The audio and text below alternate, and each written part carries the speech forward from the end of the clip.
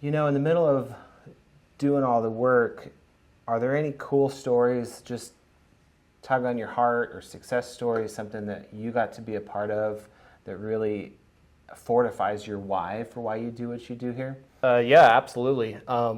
So one of the clients that I'm working with in Shasta County, they're essentially living in the family where their current situation is having to essentially monitor him 24/7, always have an eye on him, make sure that he's not doing anything that he shouldn't be doing. And that's kind of what their family life is like. So there's almost always a situation where they both can't be out on their own. They can't spend time one-on-one with one of their other sons. They always have to have him there. So essentially what I've been able to do by showing up is just providing that space for them to take an opportunity to go back into the community that they don't have access to currently because they're always at home. So whether it's being able to now go and have lunch with her sister, that's something that his mom can do now. Having lunch with her other son, that's something that she can do. And they're able to have that one-on-one time that may not have been possible before. And I'm able to have one-on-one time with my client that we're working with. And it's providing him skills of recognizing, oh, maybe I don't have to be around my parents 24/7. Maybe I can be around some other people now and just be able to enjoy that space as well. And I think it really does provide more opportunities that otherwise wouldn't have been available.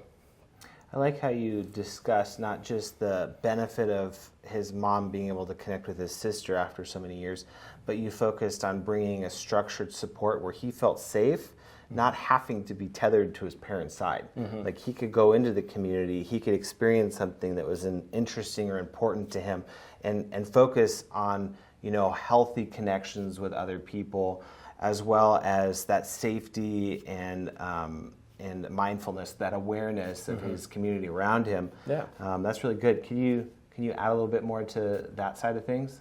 Yeah, absolutely. I mean, before they always had the same routine of going on a walk, and then going to Burger King after that.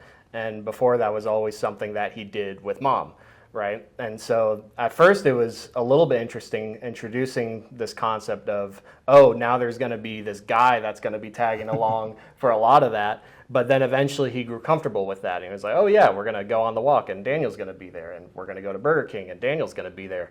But then after that, we pivoted to the new direction of, oh, well, now mom's not there, and it's going to be just me and Daniel going on the walk and doing Burger King. And the first time that was proposed, he was like, okay, yeah, that's fine. We'll do that. So obviously the parents were thrilled. They were like, oh, well, okay, so we're seeing some more independence going on where he doesn't have to be just with the parents the whole time. Now there are people that can step in and help provide that role of taking him on the walk or taking him to Burger King. And that was just something that wasn't there as a possibility before.